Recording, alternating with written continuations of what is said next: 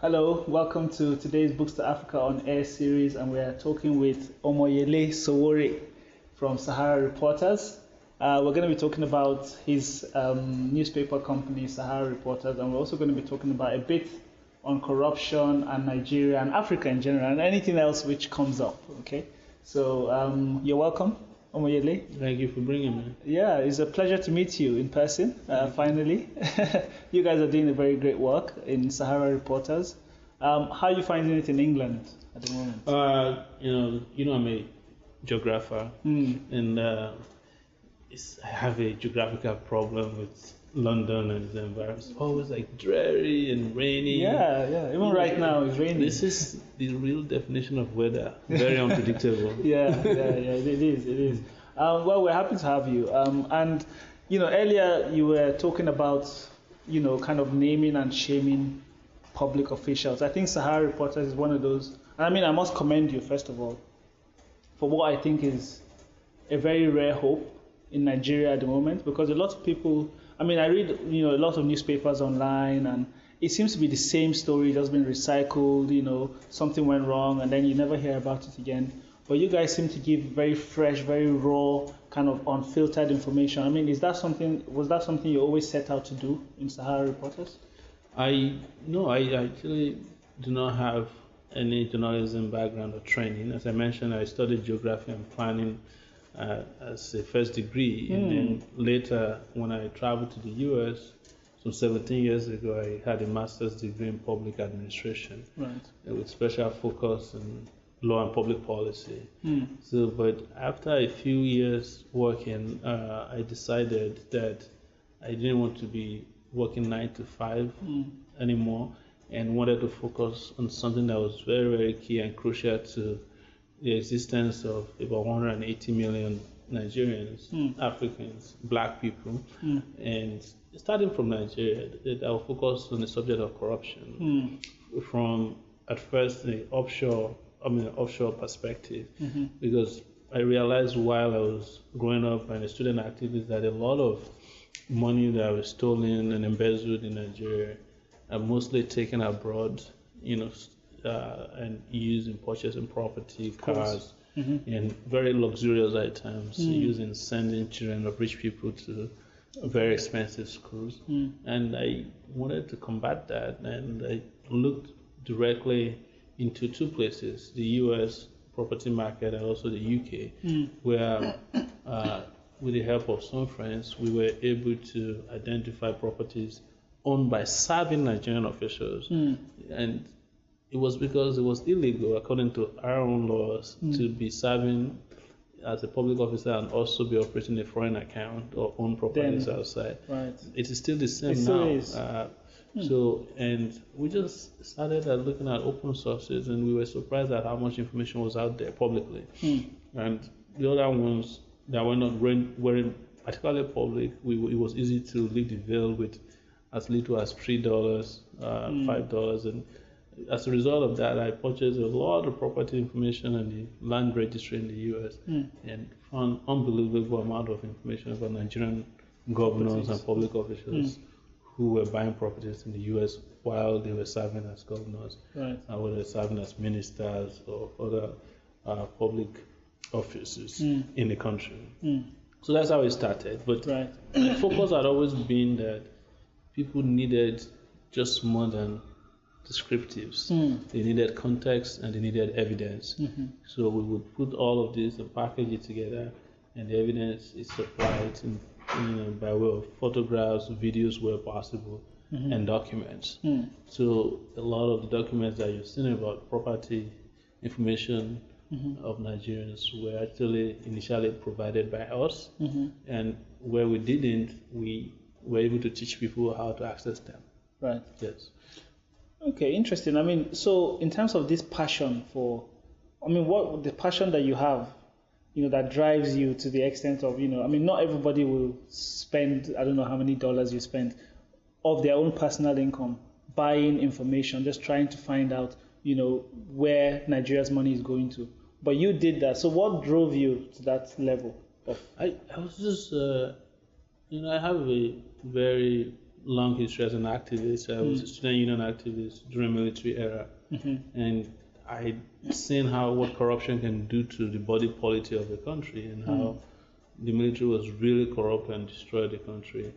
And I just felt like my dream for a better country kept being delayed and postponed indefinitely, and I wanted to see how I could combat that. And I was outside the country at this time and wanted to just use something from outside the country, especially new tools provided by internet. The internet, yeah.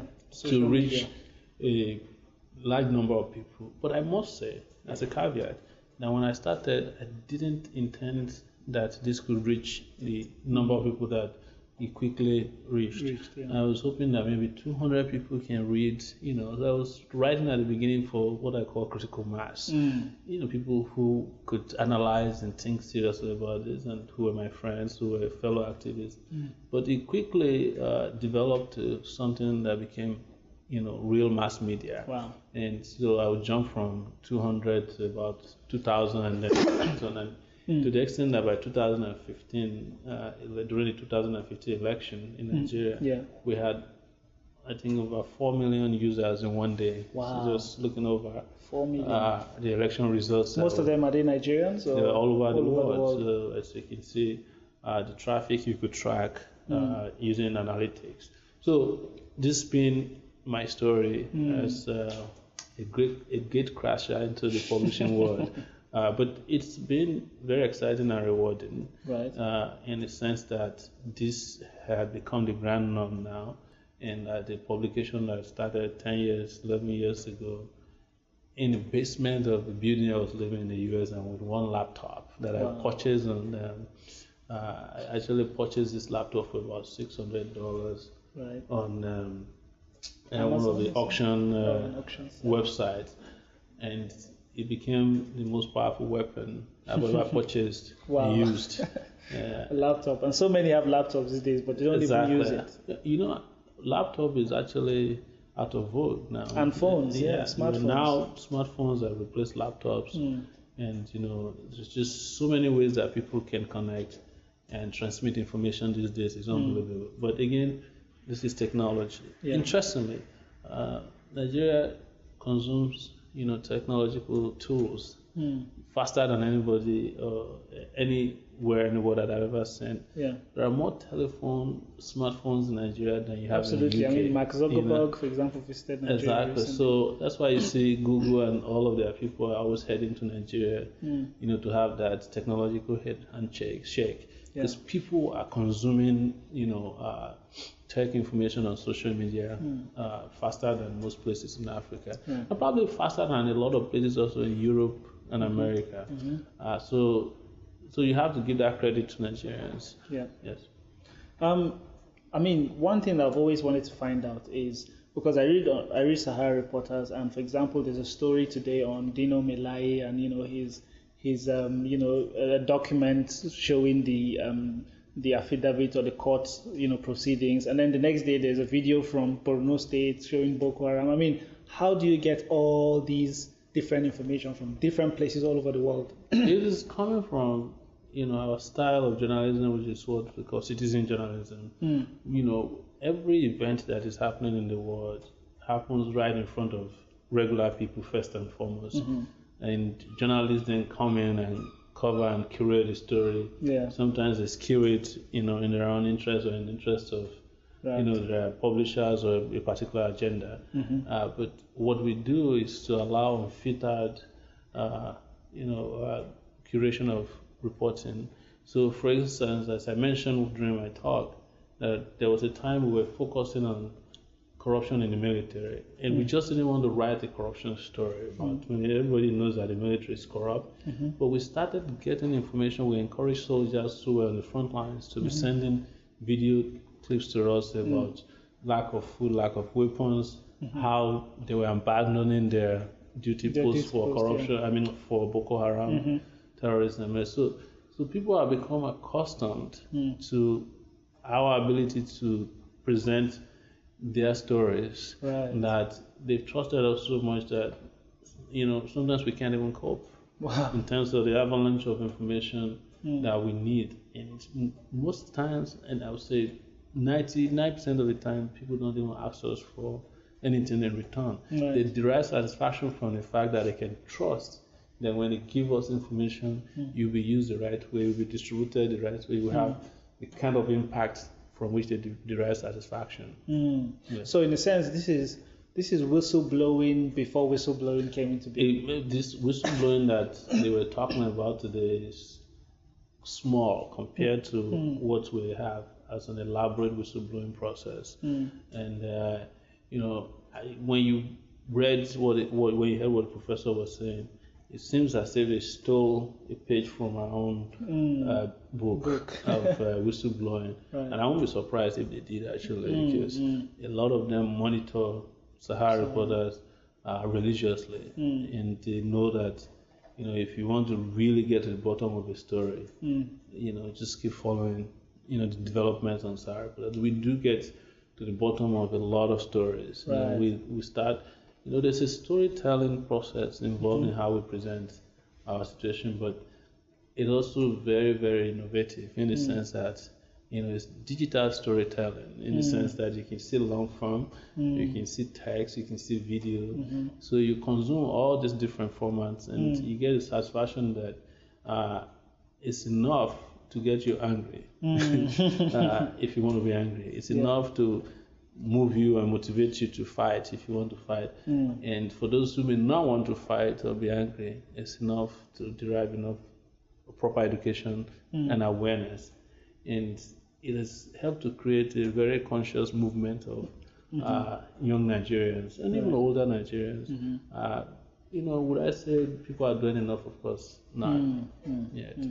Yeah, so I mean, talking about the outcome, at the end of it all, I mean, you have this positive journalism, this activist journalism, you have all this evidence of corruption, documents, pictures, texts, phone calls. Yeah. I mean, for you personally, what is a justifiable outcome? What is the kind of outcome you want to see? I have never hidden it, and I'll say that again because, it's historically we are documenting history, but I think the outcome I want to see is some kind of a revolution, a revolutionary process that will revolutionize, journalism, human consciousness, that will help to create awareness, education, but most importantly, I would love to see an upheaval, a very, very decent, very quick and surgical upheaval that will make people act in such a way that so many of these atrocities can, an end can come to them. Because I see this as, very atrocious leadership. Absolutely. It has destroyed lives, decimated a country that could have been one of the best in the world, that has stolen resources, and embezzled not only, public funds, but I think public happiness. Wow. Yes. Wow. Yes. One thing that crossed my mind when you were just saying that, I mean, I remember what you said in your speech earlier, for example, about the Nigerian Senate and how it is, if everyone was convicted of corruption, there would be nobody left, just the security man. Yes. I want to take that back. Yeah. If the security men are police, probably nobody will be left there. Do you really think that there is, have you completely lost faith in all our leaders? Would you say that there's not even one politician in Nigeria, for example, who you might say is not corrupt? I haven't seen anyone that I can say clearly is not corrupt, because corruption has a lot of ramifications, and some may be just less corrupt than others. But the only good politician, as far as I know, is a dead one. As far as Nigeria is concerned, because some of them may not be very corrupt, but they are aspiring to be very, very corrupt. If you look at the progression of corruption in Nigeria, you can even use property ownership to check how these things have graduated. And you see that the people we used to think were corrupt in the 70s, 80s, the houses that they built cannot even stand as boys' quarters to the corruption that's going on today. The cars they were driving cannot be used as taxis for the dogs of the corrupt ones of today. Nigeria is littered not with Bentley or Mercedes-Benz in terms of auto corruption, automobile corruption, but private jets. Wow. China is perhaps the only country right now that has as many private jets as Nigeria. Yeah, and the evidence is there. You just need to go to the airport and go to the private hangars and see this evidence of corruption right there. If I'm the chief anti-corruption fighter in Nigeria, that's where I would start from. The owners of the private jets. It's not just buying private jets that's expensive, but the maintenance of private jet, because to even fly a private jet to another country, you have to pay all kinds of charges, including using airspaces, parking fees, your pilots, the flight attendants, mechanics have to check before you land, you take off. So how can they afford to? How can you afford that? So we know it. We know, in fact, the way they are fighting corruption is such that they're just scratching the surface. For us, like I said, it has to be a revolution. Every day, millions of good books are thrown away. Yet 50% of people who go to school in Africa will not be able to read or write properly because they have no books. Books to Africa collects donated books and send them to projects in Africa. You can donate your books, fund a container shipment to Africa, or become a dedicated sponsor. Please do not throw your books away. Go to www.bookstoafrica.org to get involved. Thank you. So in terms of talking about a revolution, knowing Nigerians, I know a lot of people, I've had many conversations with Nigerians, around a dinner table, and everybody loves this idea of a revolution. There has to be a revolution. Things have to change. But two questions. Firstly, how much faith do you have in Nigerians to actually pull this sort of revolution off? And secondly, do you think this will happen in your lifetime? I'll answer with the last one. The philosophical answer is, what is my lifetime? Especially with the threats you've been getting. My lifetime, in my view, is not my physical presence on earth. Right.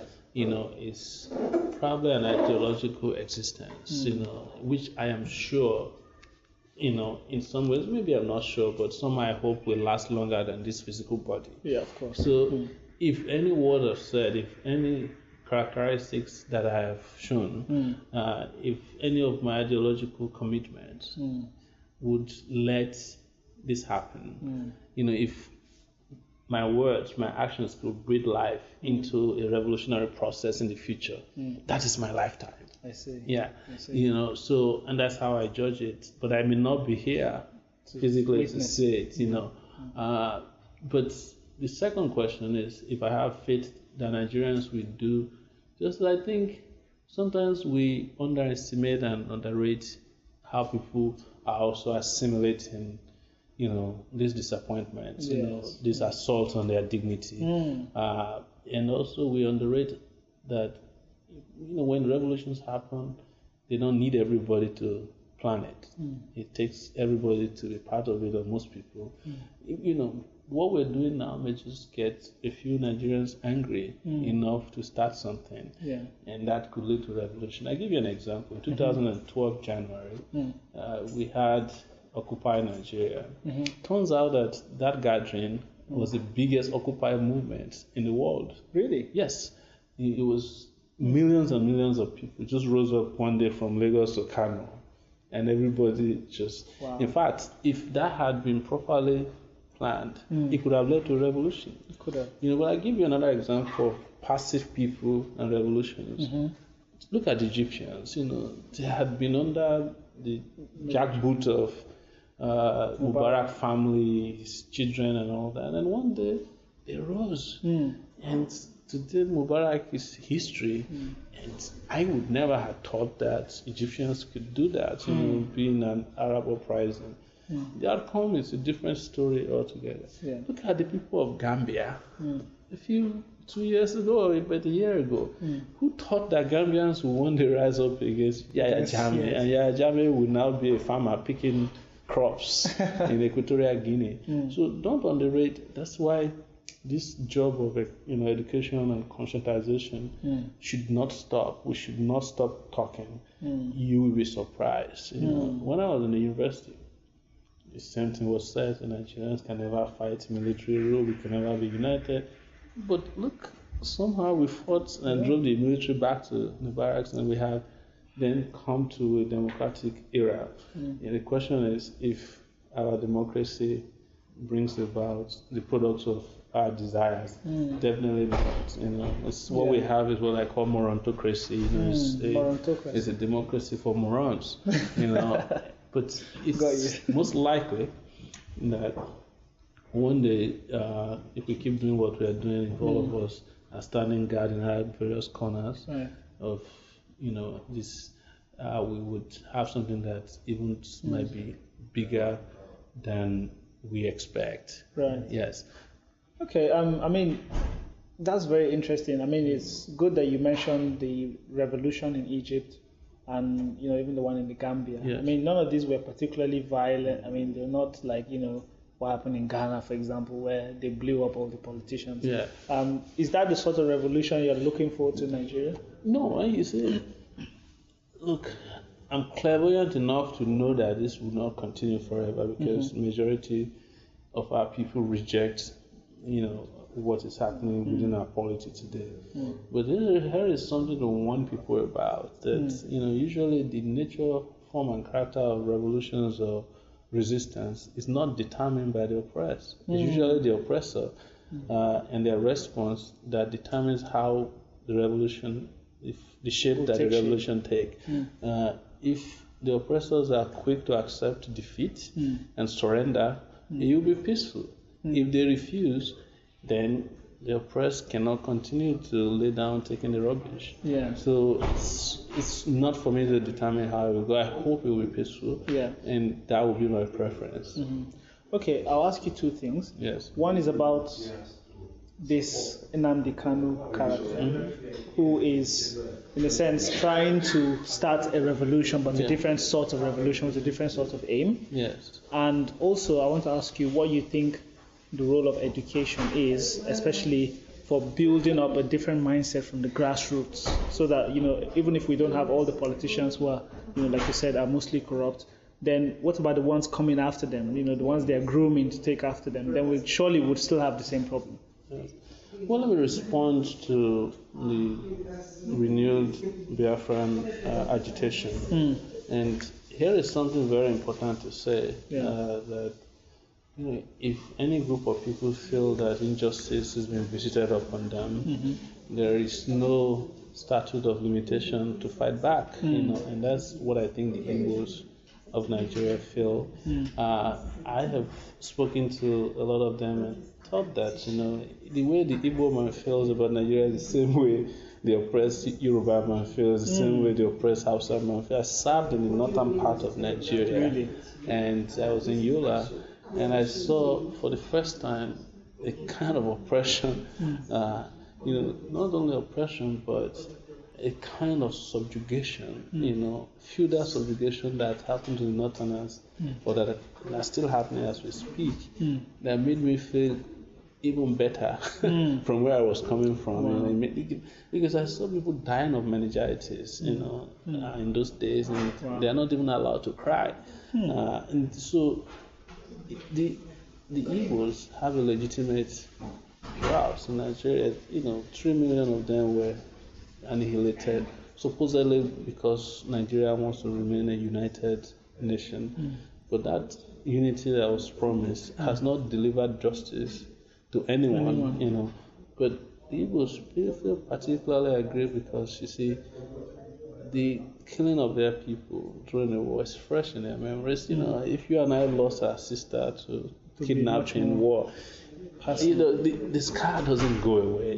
And then in their own particular case, there's a symbol or a symbolism of resistance. They have a name to it, they have a signet to it, they have a flag to it, which is usually what defines what social movements do. You know, I have some issues with their campaign, you know, and mine is that, you know, an oppressed people do not demonize other oppressed people. Of course, you know, we're sort of in the same boat. The same boat. If I was them, I would be reaching out to other oppressed people. Because why?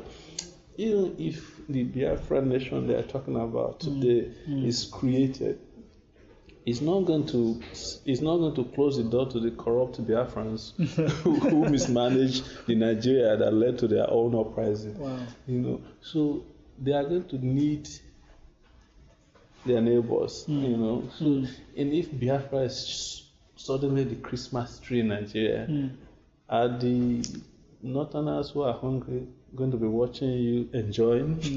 Are the Yorubas who are hungry they will overrun the place because you are sharing geographical boundaries with them. Look at, you know, the U.S. is 90 miles from Cuba, Haiti. When people in Haiti are frustrated, they get on rickety boats and they start heading to the U.S. Regardless of the Coast Guard, the Marines waiting.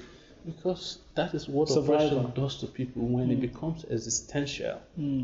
Nobody can stop migration. Talk less of when you are surrounded by, you know, literally just by a road. Just by a road, or even by, let's even assume that they're able to construct a fence, a wall around their Biafra nation. People will drill holes through them, they create tunnels on that dam. You know. So the problem that you were running away from, well, you have isolated yourself from when you were starting your own Biafra, will just one day find itself in the midst of your own new nation. This is the reason why, if I was waging their own kind of battle, I would be collaborating with other oppressed people. You know, that's very important. Yeah, I think that's not important. alienating them. Yes, very important. Yes. Okay, and what about education in terms of grassroots education? I mean, for example, this charity Books to Africa, where we send, you know, books to Africa to help educate people and improve the quality of education. Do you think that's also an important part of this? It's important, but it's also very symbolic. Yeah. You know, and the symbolism of it appeals to me. That somebody in a faraway land remembers to support people who, you know, it's also part of the solidarity of the oppressed that I'm talking about earlier on. You know, that we think we feel good enough to help, you know, of charity, of compassion.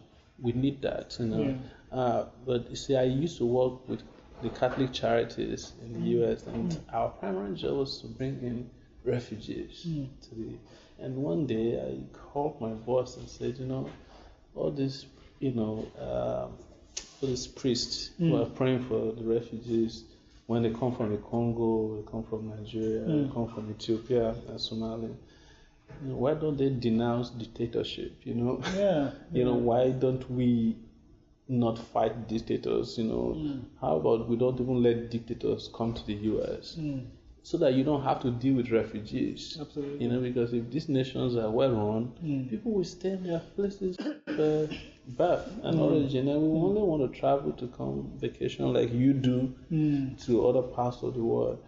And I started to see that disconnect, you know, where I feel like, you know, it's great to receive refugees, and probably I cannot legislate, you know, refugees out of existence, but I just feel like maybe people could do more to attack the roots of what causes people to migrate. You know, I mean, you can imagine you can have a messy ship rescuing people off of the coast of Europe, the Mediterranean. Yeah, but people are going to keep coming as long as there's corruption that is dislocating them from their places of citizenship. So this is good.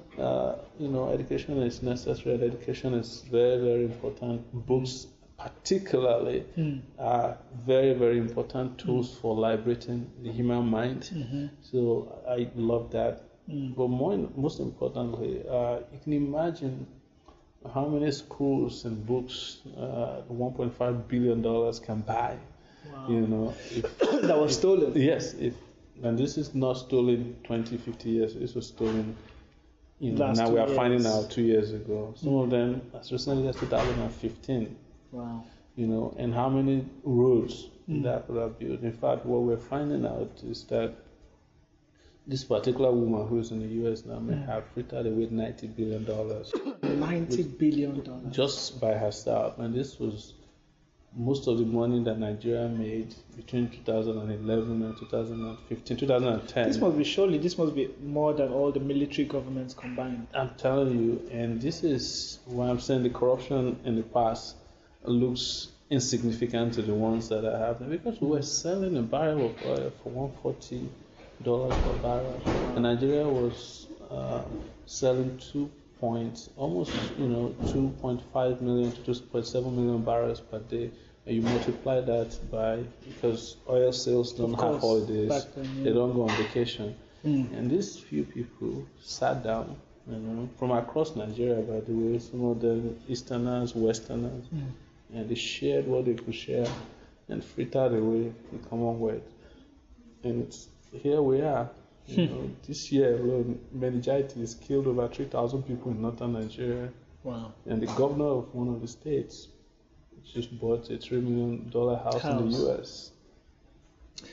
It's very sad. Yes. It's very sad, I must say. I mean, it's almost wicked, I must say. It's criminal. It's it's one of the things I've advocated is that it should not. The International Criminal Court should include cross-border corruption as part of the crime against humanity. Absolutely. Yes. Well, I must thank you for giving us the truth on your medium on Sahara Reporters, and for sitting with us here on Books to Africa on air. One question I must ask you before you go: who is Holy Wahala? Who is this man or woman? I actually don't know, but here is what I can tell you is that characteristically. In the commentary system, which has now become part of news or part of the engagement process, there's always somebody or two or three that stand out periodically. Sometimes they do it for fun. Right. Sometimes they're sponsored to permanently divert attention or misinterpret news and things like that. But we accommodate them all because first and foremost, I'm an apostle of free speech. So you welcome everybody. And the speech don't have to be nice to me for it to be free. Okay, that's good. Yes. Thank you very much. Okay, thank you. Thank you. All right. Thank you. Nice one. One of the ways you can get involved with Books to Africa is by sponsoring shipments of books to students in Africa. Every month in the UK, we collect thousands and thousands of books donated by generous donors like you. Now, the next challenge is to ship them out to Africa, to students and to schools that can't afford to buy books. With your support through a donation of £10 a month, we can ship out 50 books every month to students in Africa. Now, to make an even bigger impact, you can sponsor a container shipment with £4,000, and that will ship 20,000 books that will literally transform an entire community. So thank you for your generous support.